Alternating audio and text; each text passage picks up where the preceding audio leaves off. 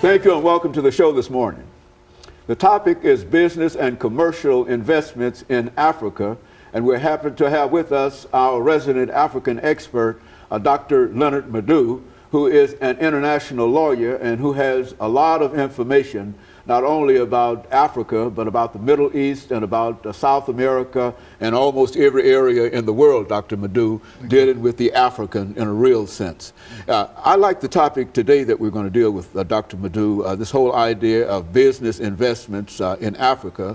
I think in a real sense, after many dire predictions that we've made in reference to Africa on this show, we can really say that Africa really might be just what? Open for business. And so let's talk about it from that perspective this morning, about all of the bad things that we've said about Africa. It seems to have would drive any kind of investment, commercial activities away. But what about Africa being open for business now? Yeah, indeed, that's a good news. You know, with globalization, you know, the African governments know now they can't live in isolation. They got to be part of the global, you know, economic system. In the past, you know, there's been obstacles to African governments, you know, actually pushing, you know, trade with other parts of the world. Like, you know, with colonialism and every other thing, most African countries have always been suppliers of raw materials, not actually manufactured products. With the advent of globalization now, there's pressure on a lot of African countries to become part of the economic system.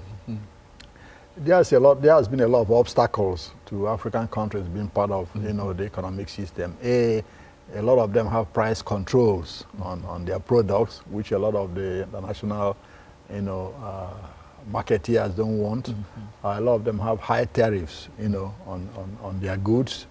A lot of them have very cumbersome systems, you know, of people getting into business.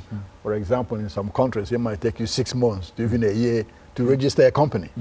While in most countries, like the United States and European Union, you know, it takes you a day or a few hours to register your business and you're off.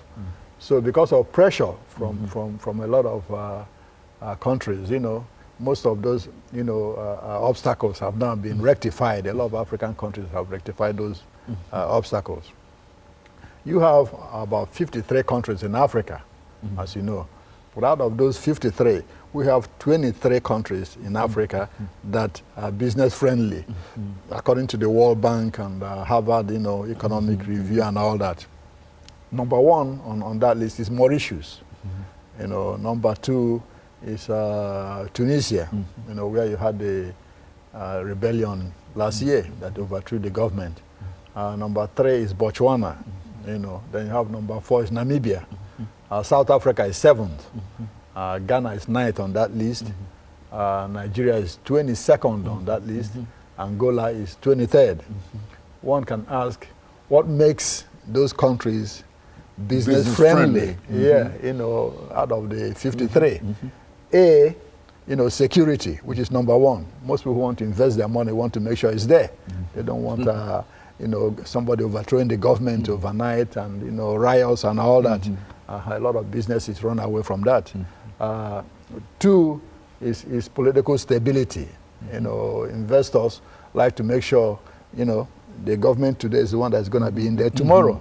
And if there's another government, it has to be through democratic and peaceful, you know, change, and not a violent overthrow that will threaten, you know, their economic listen. Three is the banking system. You know, they want to make sure the banking system has integrity. You know, if they put money in those banks, they're going to make sure, you know, they get their money back.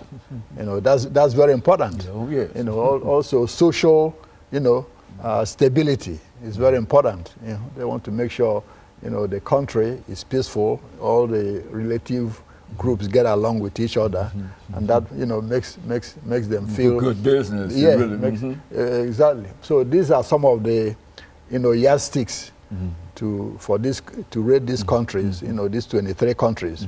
As you can see, Mauritius is number one. Mauritius is an Indian Ocean island country, and that country has been, you know, democratic since independence. There's never been, you know, any coup or any political instability. Botswana is the same. In fact, in Black Africa, Botswana has the record for the longest, democratic change of government. It has never been, there's never been any military coups and all that in Botswana.